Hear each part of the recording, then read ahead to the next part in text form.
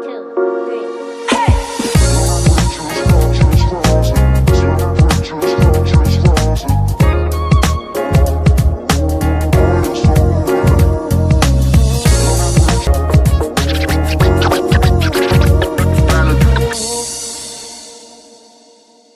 I think most people's gifts really kick into gear when they've lost someone close to them. I think once you go through the process of someone dying, it changes your entire perspective. I lost my dad when I was 32, 31, and I was very close to him, but he had a brain tumor and could no longer communicate. And I showed up in the hospital one day, and he, with his eyes, you know, was pointing to a chair and he was nodding to it. And I said, "What?" And then I heard in my mind, "Sit down, please." And he started to communicate with me telepathically. And I originally said, "Dad, no, I'm not good at this. I can't do it." And he said, "Please sit down." And I sat across from him and I had a conversation with him. And we had gotten some very bad news about his prognosis. And he said to me, "I don't want to live like this. Please tell them to let me go. I don't want to be treated." Welcome to the Transform Your Mind to Transform Your Life radio podcast and television show, where we explore the connection between mindset, healing, consciousness, and living your highest potential. I'm your host, Myrna Young, and I want to ask you a question. Have you ever had the feeling that turned out to be right, or experienced a coincidence that seemed too meaningful to ignore? Some people call it intuition, others call it guidance. Still others believes it's our subconscious mind picking up on subtle clues. My guest today has spent a lifetime living with experiences that many people are afraid to talk about. After a successful 23-year career as a television executive, she decided to tell her story that she's kept hidden for decades. Her experience is what she calls a closeted clairvoyant. Today, we'll explore intuition, near-death experience, synchronicities, one of my favorites, and what happens when we begin trusting our inner knowing. Please help me welcome to the show, Kim Bandle. Welcome, Kim. Thank you so much, Myrna, for having me. I'm so excited to be here. Yes, I'm so excited for this conversation because I'm a curious being. So all these things that I talk about, I'm curious about it. I want to know other people's experience, and I definitely want to talk to a closeted clairvoyant. So, um, your memoir is called Confessions of a Closeted Clairvoyant. And for years, you kept this part of yourself hidden while building a successful corporate career. What finally gave you the courage to tell your story? And also, including that story, what's the difference between clairvoyant and clairsentient? And I think there's a third one. I think there's 5 or something actually, Okay. but Right, yes. So explain what exactly is a clairvoyant then, if you don't want to go into the others. um, so I didn't grow up with any of these words or terms, and I didn't grow up knowing anything about this industry, honestly. I just grew up, I'm the youngest of 7, and I'm 4th generation female with these skills from my mother's side. Several of my siblings were sensitive, others were not. And we just grew up doing strange things, not having any idea it had something to do with a broader term or a broader life or anything of that nature. I'd say about 10 years ago, a friend of mine told me I was clairvoyant. I had to look it up. I didn't know what it meant. And I only use it because I did need a tagline for my book. I am probably more clairvoyant than other things. I couldn't tell you which clairs I am, but I know I'm several of them. But the difference for me is that's not just what I am. I mean, I see spirits. I am telepathic. Channel people's emotions. Like I have had a gamut of experiences. But because my family was interesting and we went through the 60s and 70s pretty hard, or they did, I was too young. there was so much experimentation and discussion and transcendental meditation and talk of reincarnation that I just didn't think it was different. When I was in high school, I had an experience that actually a religious experience. He gave me children. I know that sounds bizarre, but from the time I was little and was made to pray, and I didn't know what to pray for, I started to negotiate with God. If you give me that toy I want, I'll be nicer to my sister. And I continued it literally throughout my life. And so that was my negotiation in high school. Um, I thought I was being called. I didn't want to be called. I was very social. I was a big partier. I wasn't going to do God's work. And that's the people can condemn me for that, but I didn't want it. So I made that deal. As I got older, I did have 3 children, was told I couldn't have children. So from endometriosis, and then I ended up having 3. I got a little nervous that I hadn't written the book yet. And so when COVID happened, it gave me the time and the space to write.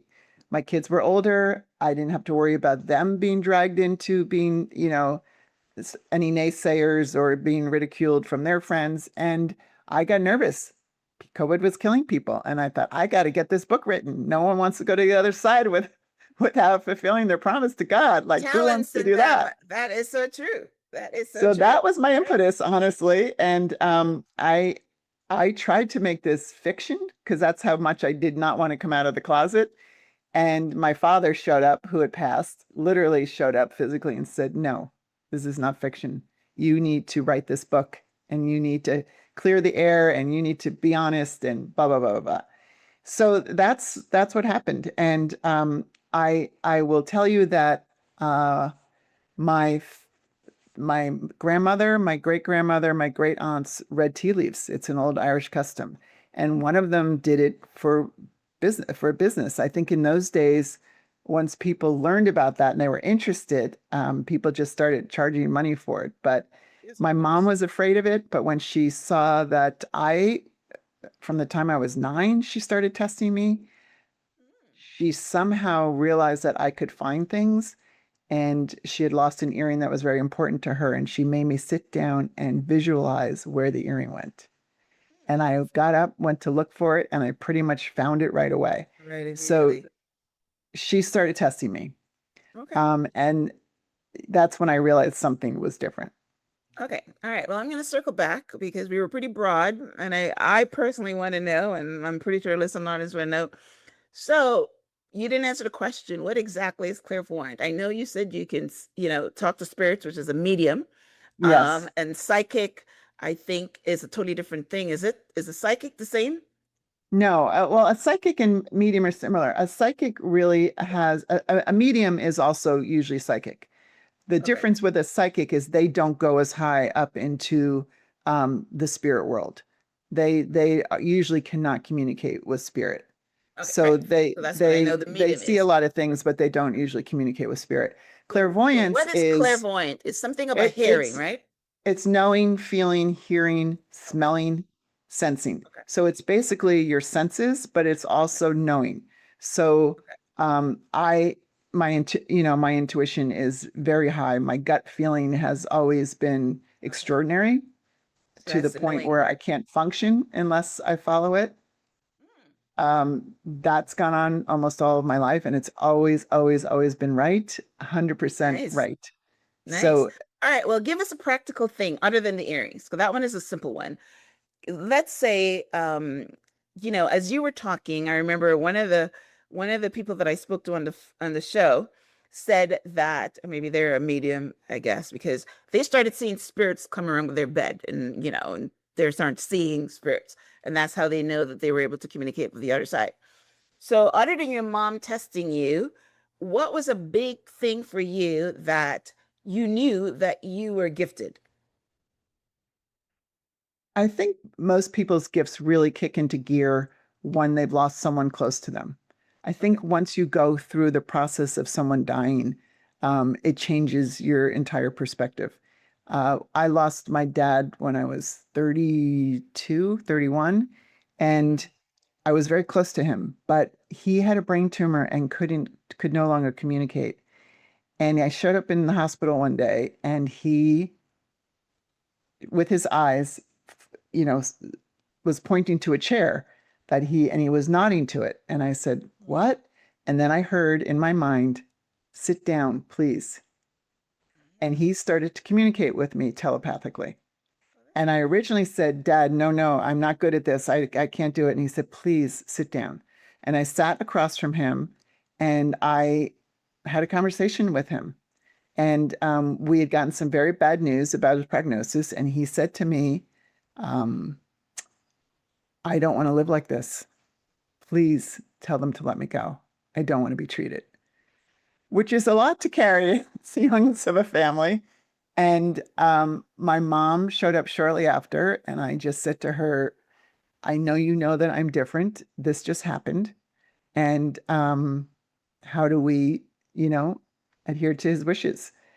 And so that was really life-changing for me. And there was a lot around that was also life-changing for me. And The then, of fact that course, you could communicate with someone like that, right. who's And of alive, course, by when the he way. died, you were able to talk to him, which means made you into the medium space, right? Because you said he Yes. came back and told you to write the book. Right. Okay. Yes.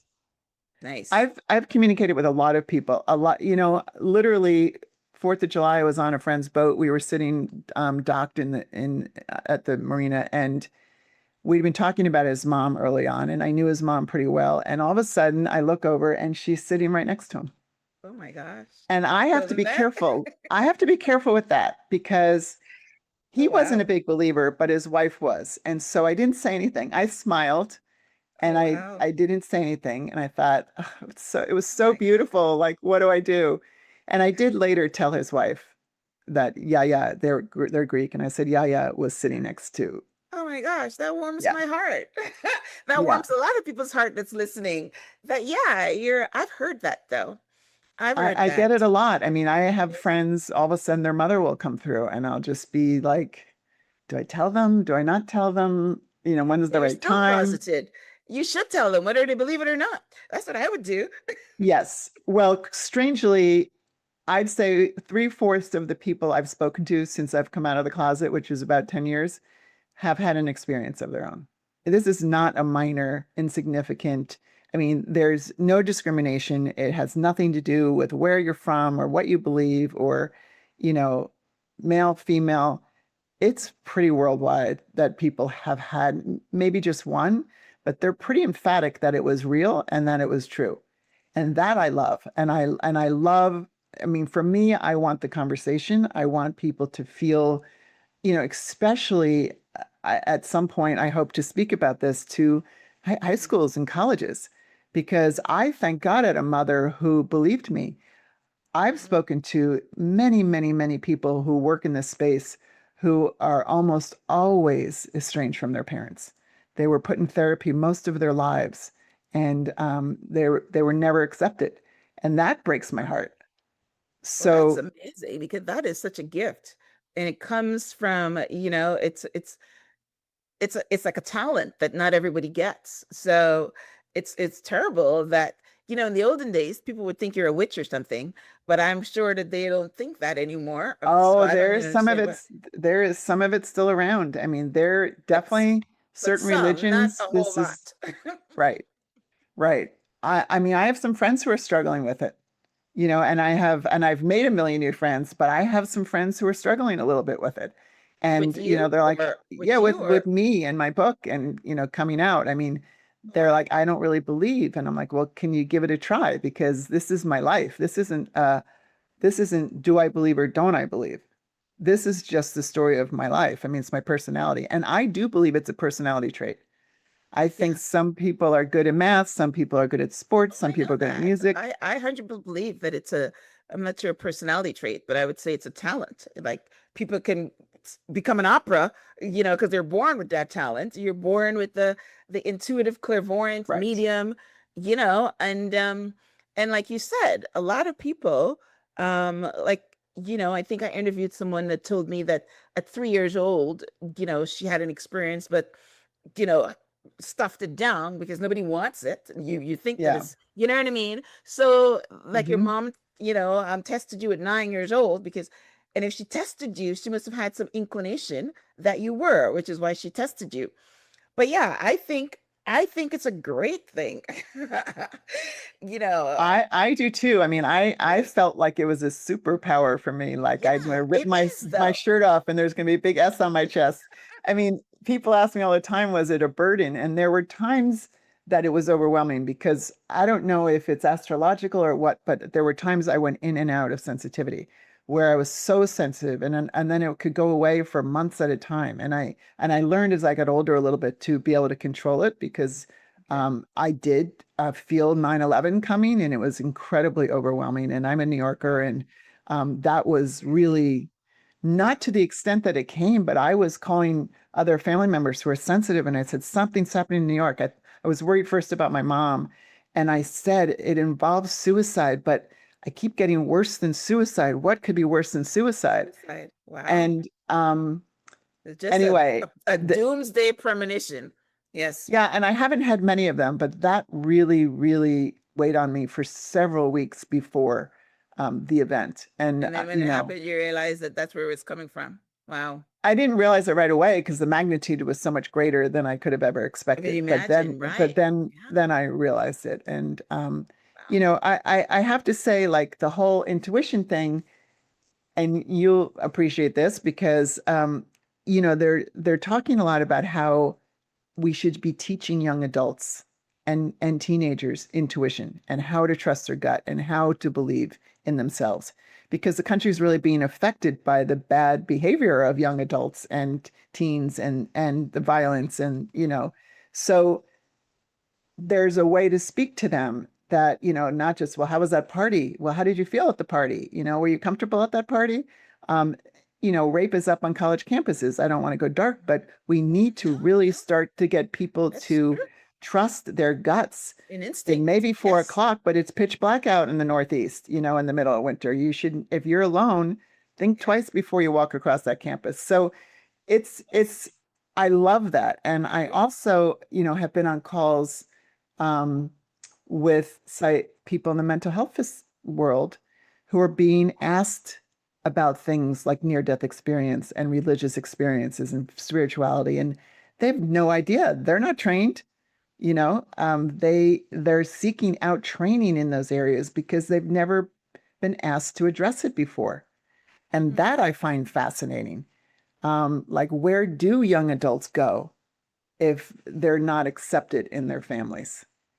Where do they go? And that's something, there's a lot of support groups out there, not there, it's growing, the young adult support groups, but there's got to be a place for them to go that they can seek on their own without going through their families. And that's really something that it's not my next book, but it's definitely some speeches that I want to give because You that want to sits give, in my craw that they feel yeah, alienated in that yeah, yeah. respect. Well, I've always, fed my intuition. I have no psychic ability or clairvoyant ability or all that, but my intuition comes from my spirituality and being able to tap into guidance, right? Right. So, and I've had, when I told you I love the word synchronicities, I've had a lot of synchronicities in my life, and I know that it's coming from me being able to tap in to guidance. When I meditate, I open myself up and try to communicate with my higher self and God and Holy Spirit and all that stuff. And yeah, I may be a little bit, I wouldn't want to use clairvoyant, but I'm a little bit I don't even know the term. I don't want to, say Sensitive, something that I'm not. sensitive. Right, that's the word. I'm a little bit, Yeah. sensitive to things that are going to happen or, stuff like that. Right. Right. And and Right. and you're right. Your gut, it's not gut, it's just sensitive and knowing Yes. and stuff like that. Um uh, but you opened up a good point, which is the near death experience, which is the next question I have here for you. Your bio mentions that you had a near death experience. So can you talk to us about that and what happened to transform your understanding of consciousness and purpose and what happens beyond what we see? And was this near death experience before the episode with your dad or after? So it was after my episode with God when I made the deal with him to write a book. That was my senior year in high school. This was my senior year in college. I went in for I had had a bad knee skiing accident when in my teenage years and a lot of surgeries. And I had minor surgery to remove a pin that I had rejected in my knee. And I literally flew in for President's Weekend. It was a 45-minute outpatient procedure. I was going back to school in 2 days. And the anesthesiologist split my vein when he put the needle in, and a blood clot went to my brain. And fortunately, I woke up in intensive care. And the thing about this near-death experience is I had been obsessed with the subject before it happened to me. So in high school, we in my religion class, I went to a Catholic school, we had to read a book on the subject. And I read 2 more books. I could not get enough of it. And they're really amazing stories because the common theme for all of them is love and the incredible, overwhelming love that they feel. So when I woke up, you've almost died. There's no doubt at all that you almost died. And even people who don't have this experience, they know something happened. So mine was very much out of body. I watched them resuscitate me. I knew everyone in the room. I knew what the doctors looked like. When I woke up, I right away knew what was wrong with me. And I was screaming, "Get the needle out of my arm, get the needle out of my arm." And they were like, "What?" And they had tied my whole arm up to the railing of the bed because I must have been waving it around.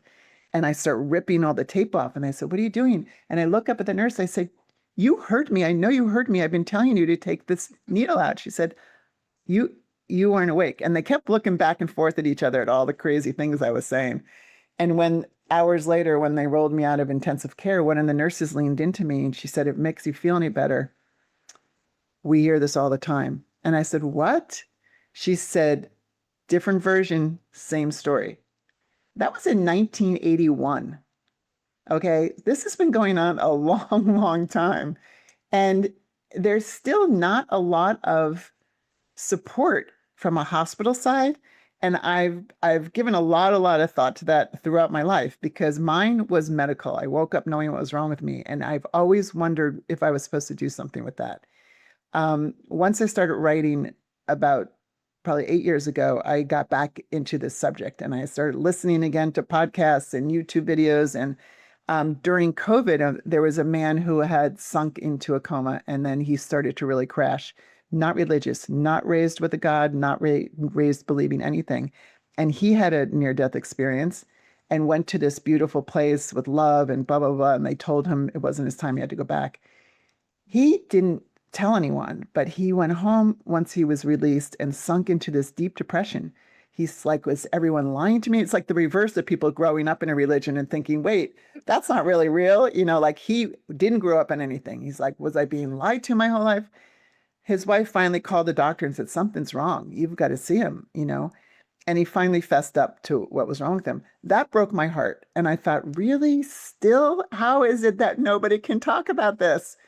And I'm on this mission now to put a brochure and information in hospitals, in all of the in all the waiting rooms, in the emergency room, in intensive care, because like it's not uncommon anymore. And I don't know if they're happening more or if people are talking about them more, but there's a lot of conversation about them now. I mean, I have interviewed several. I mean, I one of the ones that come to my mind right now is, and I have an episode, is how an atheist became a believer from her near-death experience. Because yes, after you've seen God and you've touched it and they send you back and you no longer do not believe in God. And I've interviewed a girl that almost had the same story as you, where she told them that if she was to go to this surgery or whatever she was having, that she was going to die. And of course, they didn't tape her in. And then she went to the surgery and she actually did die and saw the whole thing, when she was floating over and all that. And of course, she came back. So, yeah. And then I've spoken to people who were, I think she was one of the ones that were the medical, what is it called? Somebody that can look at your body and see what your problem is. What's that called again? Yeah, as a medical medium. Yes, right. It was a medical medium. So understand what was going on with your body. and things like that. So yeah, I mean, and then I interviewed one girl that said that she was a witch and was burnt and all that. But those are the ones that I don't know if I believe that. Yeah. But but Here's she said, what's important about near-death experience, and I think they should be in part of the general conversation, not just people who have them, is that there is this sense of purpose. First of all, you don't want to come back. And right, that's confusing as it is, because you're right. not suicidal. You just are like, well, why am I coming back when all the love is over It's there? beautiful. But It's true. but It's true. it's so beautiful. But you come back and you realize you have a purpose. You have a reason for being here. You have a reason that you've been sent back. And that is the most life-affirming thing I can imagine. And even for me in college, like I knew I was sent back for a reason. Like I had a purpose here. And that's why I think they're important to just a general conversation, because they are so life affirming. And they're also so comforting to know that we're going to somewhere amazing. I mean, I believe a great deal in energy. I think we don't understand enough about energy, but I think we communicate with the others, with spirits on an energy level. Um, Yeah. so wherever we're going, the energy is incredible and the love is incredible. And I think it's everlasting and eternal. And what could make anyone more comforted on this earth than knowing that? Like, I Yeah. think it would solve depression. I think it would help people who are, No, because people still don't want to go. They still want to stay here, regardless of how beautiful it is on the other side. They still want to have life. But what I was saying with the girl that mentioned to me that she was a witch and all that kind of stuff, she called herself a light worker. And she tells me that there are quite a few light workers now, and they're like, you would be a light worker. So people that, are here for a purpose, and they can, communicate with the other side and all that kind of stuff. And according to her, they're becoming more and more and more, which is why these conversations are becoming more and more, and it's happening to more and more people. Just like how meditation infiltrated the West, so is these stories of yeah.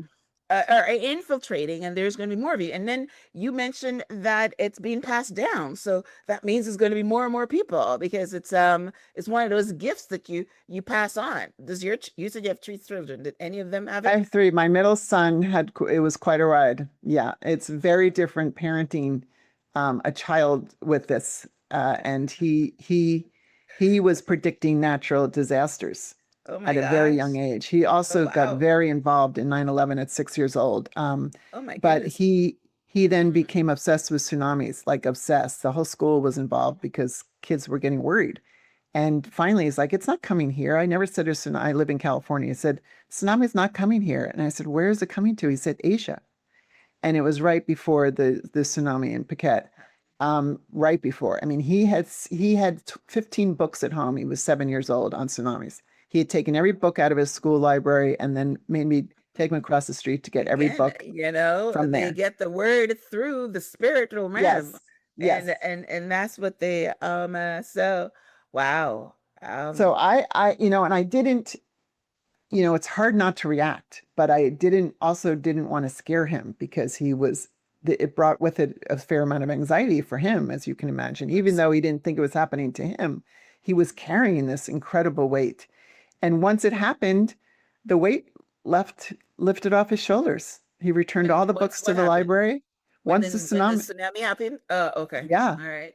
yeah, I had everyone calling. He also was in therapy because he was suffering from anxiety, and the Mhm. principal said, let's just make sure it's not something coming from school. And after the first session, the therapist called me and said, I'm not picking up any learning disabilities, but what is the deal with the tsunami? And we're like, we don't know. We don't know where it came from. We don't know why. So anyway, when the Funny. tsunami hit in Asia, you can imagine, Mhm. a lot of very stunned people, including us. And you have to. The thing is, by the way, he grew out of that. And once I started writing, I asked him if I could write about him and his experience, and he said yes. I'd actually like to read it because I was so young. I don't really know what happened. I don't know how it happened. But it's also another thing that, I want to tell parents, try not to react, because it was actually my mother's reaction that made me realize I was different, right? I would not probably have known. And not that that's a bad thing, but make it a conversation, with him. Like, I just would always be like, well, what, why, I would just try to converse with him about it. Mhm. Imaginary Yeah, because friends, he probably don't even understand it himself. So to put in language to it, no idea. actually a good thing, right? Yep. Yeah, no idea. Okay. But I did go find someone to turn both of us off for a while because it became Mhm. very stressful Well, in that's the my question I household had also. earlier because the last person that I interviewed, she was a psychic medium, and she tells me that she doesn't just go around reading people, she has to turn it on. So do Yes. you have to do the same thing too? I choose to sort of be on, because for some reason, who's ever feeding me information, they do it very discriminatively. Usually when someone's in trouble, something's just happened, some Okay. news came from a doctor, and I like the ability to help people. Okay. I like the ability to call someone and say, okay, I'm coming over if you don't call me back right now. Mm, I've done that. I call them hits. I just get hits about mhm, people, and mm, they're not constant. So it's not, it doesn't, I have had to turn off, I had to turn off a friend who passed away. She just was constantly delivering messages for me that she wanted me to give to other people. And I just was like, I don't even know that person. I'm not doing it. Um, Yeah, she found a messenger. Not bad. yeah, yeah. Okay. But I don't know. Like, I had a friend who passed at 39, and he's in the book a lot, and he really, really was involved with the book. Um, Believe it or not, very involved. And once I finished writing, I felt, are you guys all going to go away? Like, Mhm. a lot of people up there were involved in the book, Oh, and they nice. really subsided. And it made me sad, actually, that it subsided. Well, they have a message, and the I message is had a delivered. message. They don't need to come back anymore. Yeah, yeah. And where was I? I was talking to somebody the other day that said that, oh, right. Actually, it's a really interesting. A personal friend said that her husband told her that when he died, he was going to come back as a cool cat. And the very day he died, there was this golden cat that just stuck around her house and wouldn't leave. And she said it stayed for 6 months and then never came back. So I was wondering, Love like, that. yeah, why did he Did she decide to think it was go? him? Did she think it was him? Yes, she knew. She's sure Yeah, it was him. yeah, yeah, He told her he was going to come back as a cat, and the cat showed up the very hours after he passed. I don't know if it happens yes. that quick, but she said hours after, and it would be there in the driveway every day. It would come and meow right in front of her, jump the whatever, and it just stuck around for 6 months, and then it left. So, um, uh, I don't know. So, like, I love that. what since your people left, what would you think that someone would come for 6 months and then leave? Like, they know that she's okay, Um, and that's what they're doing. yes, yes, they know that she's okay, but I also think they move on a little bit. So I think, and they say some people don't know how to communicate right away, and some people communicate through other ways. I mean, that's why the signs are so varied. Apparently, you don't just go to the other side and know how to communicate with this side. It's almost like a learned skill. It's like some people do it easily, some people don't. And some people can come back as a physical thing, and some people can't. Right. Hummingbirds are the number one sign for people who have I've passed. heard about that. I've And heard people about who have the never seen a hummingbirds. hummingbird outside their window ever suddenly have Yeah. lost someone, and the hummingbird shows up. Yeah. So, My daughter so had a fiance that died, and she said that the bird, yeah, was by the window. Right. Yes. But anyway, yeah. I always say, because one of my siblings was really into signs growing up, and I sort of rejected them because everyone made fun of that sibling. And so I said they went right to words for me because they were trying with all the signs, and I was just not having it. And so I just hear words because they just gave up on the signs. Yeah. Well, this is a But good point to ask the question. Like, obviously this cat, my friend thought the cat was her husband, but the he never showed up in person. a cat can't speak to you. It just hangs out there and you think it's your husband. But then you just talked about the woman that showed up right next to her son. And people see people, I've spoken to some mediums that say that she wakes up and there's all kinds of spirits at the end of her bed. What is the difference? Is it because some of them are able to increase or lower their vibration? Because I understand that we're at a lower vibration and spirits are a higher vibration. In order for the two connect, one person has to be able to raise their vibration and the other person has to lower their vibration. Is that your take on it? Or why do you think some people can embody people and some people can't? I don't really know actually, but I do think because and a lot of mediums have said this, that some some people communicate well and others do their variety of signs and symbols that they have to interpret. And when my dad came to me, I actually had been to a medium show and he came through to the medium and told me a lot of things for my book. He wanted me to write about him as the man he was, not the dad he was. He told me he'd written love letters to my mom, which I found, by the way, from 1945. They were in a box somewhere. And he he followed me home and I was home and I felt this. But did you see His him physically or No, not? but what I was going to say is his presence was so strong. I thought for sure, I thought it's going to be like Star Trek. He was just going to start to materialize. And I kept saying, "Do it, Dad, do it."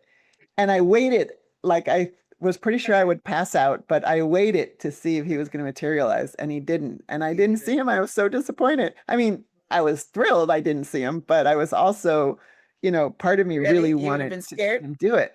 And I think I felt him working on a very high level that I had never felt him at before, energy wise. Mm, So I think that he still didn't know how to materialize. And yeah, I yeah. I don't know what it It's is. it's a different thing. Yeah, you got to Yeah. learn how to do it. And I think maybe that the people that know how to do it, maybe they started being spiritual beings on this side of Earth, so it was easier when they get over there. That's my opinion, but That's a who good knows? thought because he wasn't that spiritual. He It was wasn't not that that spiritual, spiritual on this side of the right? earth. Yeah. Right, right. Yeah. So when you go to the other side, you obviously will know how to do it because you're doing it here. And I tell my kids all the time too, if you get in trouble, oh, here's the other thing is I hear my name a lot, whether it's 3,000 miles away. I try not to hone in when someone's trash talking me, but occasionally I do hone in and I go, why did you show me that? And it's usually a reason that I was shown. Like it happened very, very infrequently, but there was a reason I was shown that the person was upset with me, like that I hurt them personally, that, that's why they were talking about it. But sometimes I'll call and freaks people out. Were you just talking about me? And they're like, oh my God. A friend of mine who I'm very connected to spiritually, we were definitely connected somewhere along the line in another life. She was telling her kids and their friends one time, she was 25 miles away sitting on her porch, and I was home cooking dinner. And she said to them, she can hear her name. And they're like, no, she can't. No, she can't. And she said, let's try it. And so they all sat around calling my name, and I And was you heard it. cooking. I heard it, and I heard call Kristen. And I called her on the phone, and they freaked out. And I said, "Oh, testing me, are you?" And she's like, "How would you do that?" Very But nice. so that you have to hone in on what's important. And I think, and sometimes you're just too busy to pay attention. But other times I have just learned to listen. And people Yeah. say, yeah, but that doesn't happen to me. And I said, it might happen to you. You're not trusting it. And for me, I will say my gut it was I didn't feel things up here. I did feel things in my gut. Good. And that was a big difference for me. It's like it's and dreams are a message. Not all dreams, the muddy ones, the ones, but with the ones that stick with you, that don't go away all day, that you can remember vividly the next day. Those are dreams. I mean, those are messages, Oh, and so we should pay that's attention how to you pay those. attention because they Yeah. say that 10 minutes after you wake up, you forget your dream. So if you're saying that one of the ways to know that if it's from message from the other side is if you, and that's basically how when I said that I'm sensitive, that's Yeah. normally how when I get it. It's either I wake up in the morning and it comes through or I dream about it or something like that. But I had never people have come to me and say, again, I'm not sure if I believe them, but say, God told me this and God told me that. And I've never actually said that because you're supposed to listen, but I've never really heard anything. I get gut and dreams and intuition and things like that, Yeah. but I would never say, God told me this or whatever, because I don't think that I can hear God. So, but anyway.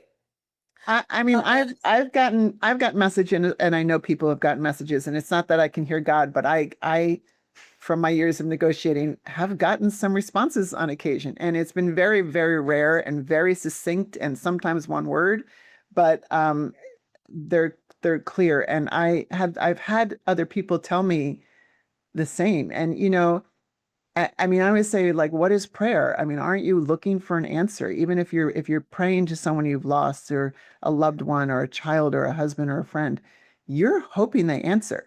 yeah. Like I just hear them, and some people who are sensitive hear they get answers. I think it answers. And Well, so to me, they're all mm, they're all souls, and yes, right, right, yeah. I'm a very powerful prayer warrior because I do something that I understand that you need to do. You've got to I do prayer with emotion, and you also have to believe, right? So I get a lot of my prayers answered, but I've never heard God tell me it in words, right? I just get outcomes, and people can call it manifestations in this world. yes. But and for But that's instance, your skill. That's yeah, your skill. yeah, So yeah, people have different skills, just like in right, life. We all have right. different skills at different levels.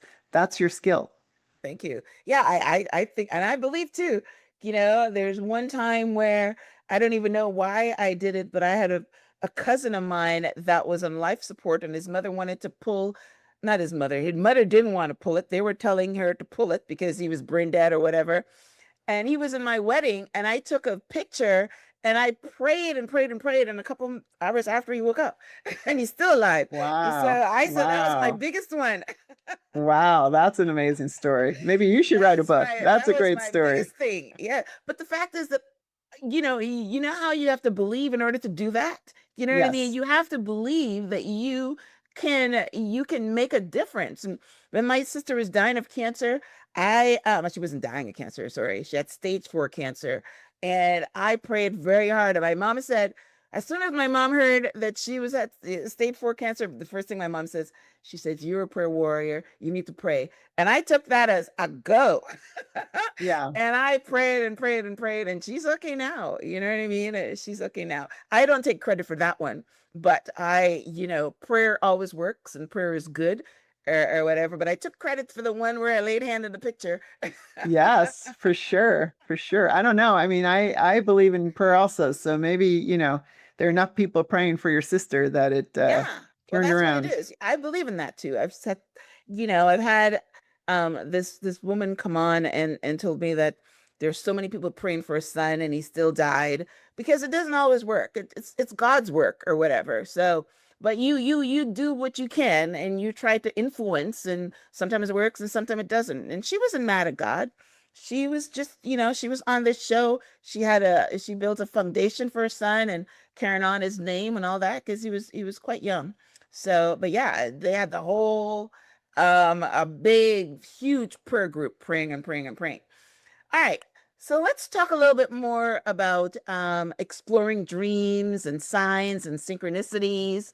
Do you believe these experiences are random coincidences, or are they invitations to pay attention? And how can our Oh, listeners become more aware of these moments in their own lives? I think they're definitely invitations to pay attention. I'm trying to get my son to do this right now, to write down at the end of the day um, things that he felt were going to happen. He's in sales. So I said, just write down, figure out what you think someone's going to do, and write it down, and then see how often you're correct. Because it happens to us, a lot. Like I had found a picture of a friend the other day when she was visiting 10 years ago, and I grew up next door to her. And I realized yesterday I forgot to send it. And so all of a sudden, middle of working, I just went, oh, I forgot to send that photo. And I sent the photo. And she was on the beach with her brother talking about my book. And they freaked out.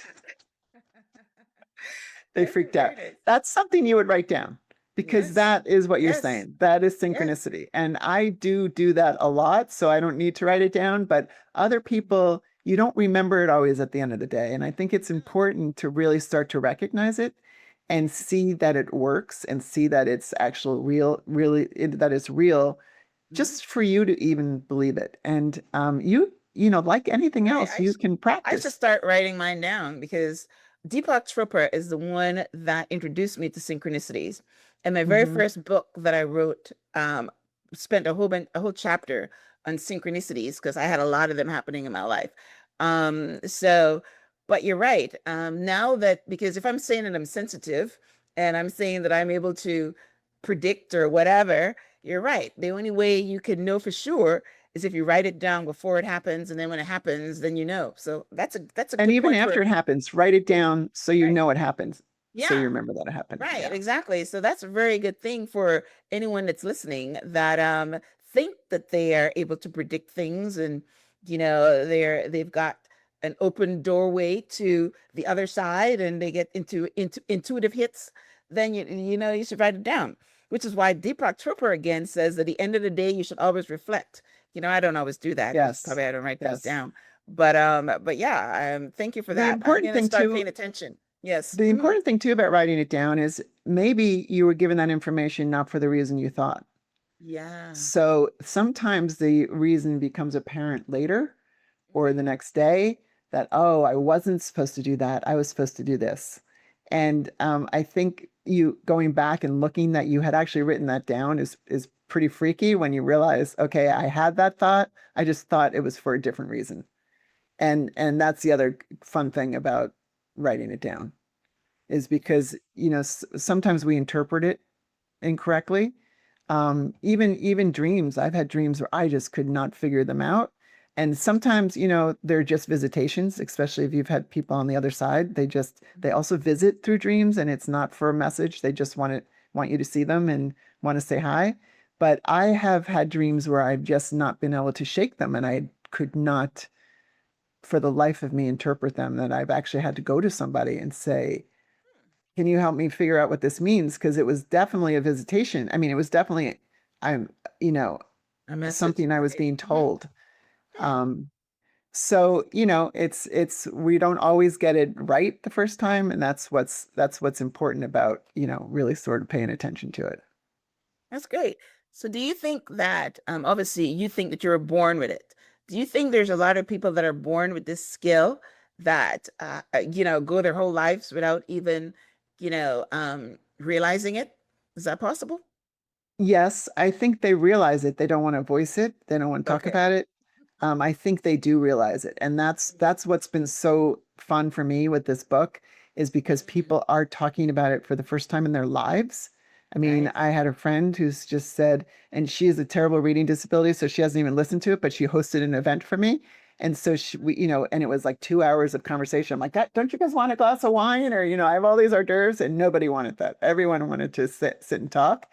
And she just thought, why am I being so closed off? Like, why don't I be more open? And it just changed her life.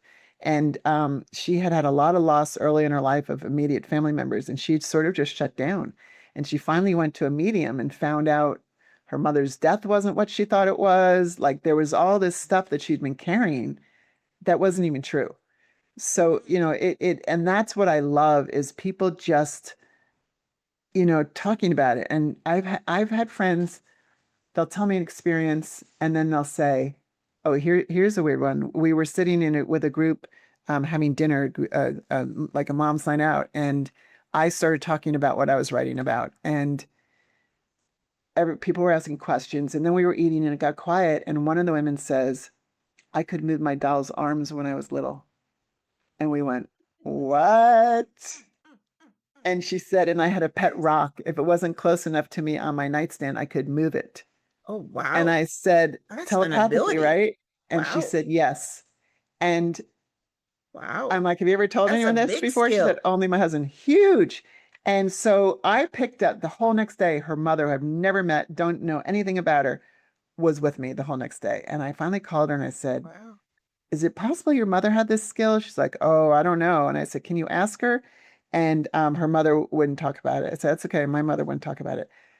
I've probably had 5 conversations with her where she's told me of a new skill that she's willing to share, and that her grandmother would sit up in bed and channel people, messages for people, and she'd wake up in the morning, remember it, and call the person. Quality person. Always correct. I said, your poor grandfather. How did he live with that? I don't know how you do that.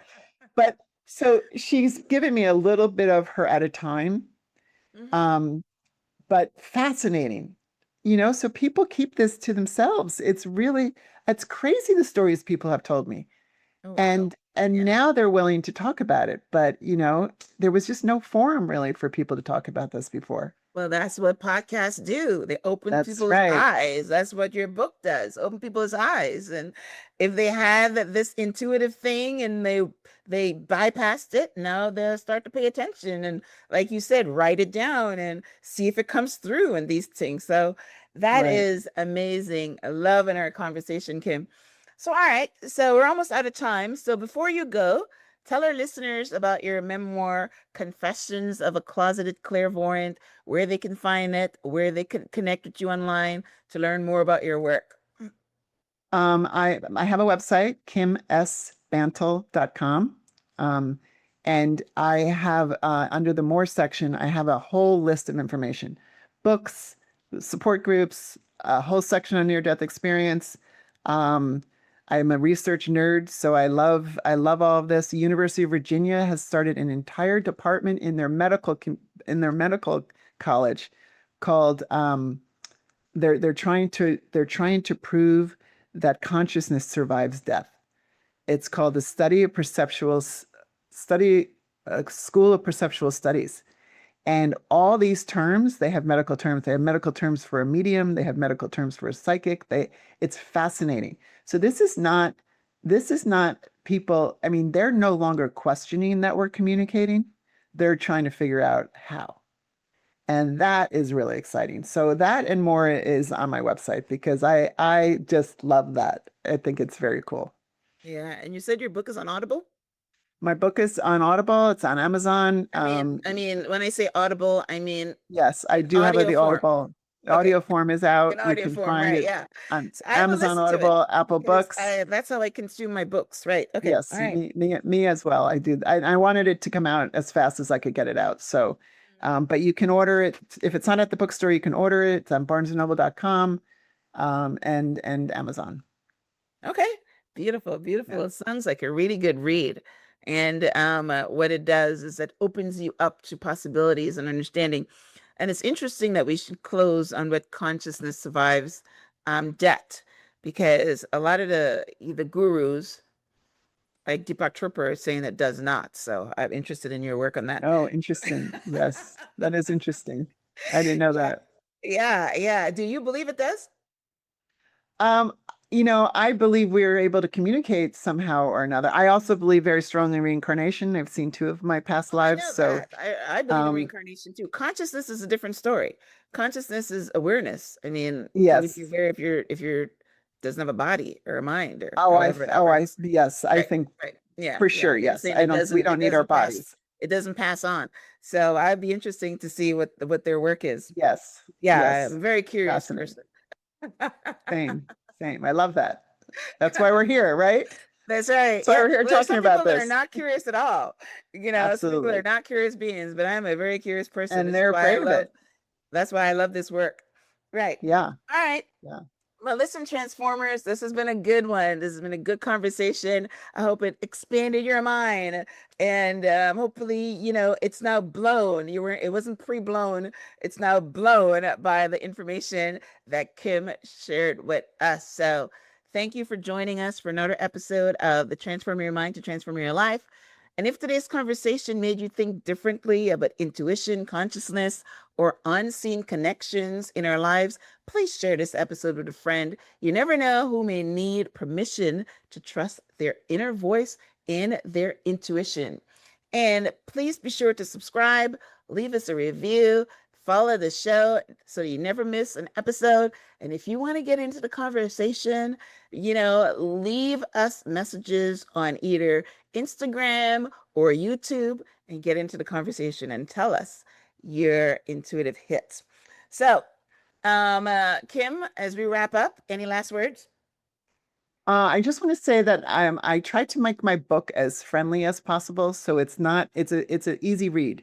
So for Okay. people out there, you're not going to be overwhelmed. Well, you might have your mind open a little bit, but it's not overwhelming. It's a fun, easy read. I had some funny stories growing up, so Yeah, that's what it's all about. You're check it just out. creating awareness. I'm sure that's what Yes, the purpose of the book is, create awareness. So exactly. yes. Create the Right. conversation for sure. Yeah. Yes. Awesome. Well, listen, thank you so much for being on the show. Thank you guys for tuning in. Remember that your mind is the most powerful tool you possess. When you transform your mind, you truly transform your life. Until next time, thank you for tuning in. Thank you, Kim, once again. Thank you so much. Namaste. It was so fun. You're very welcome.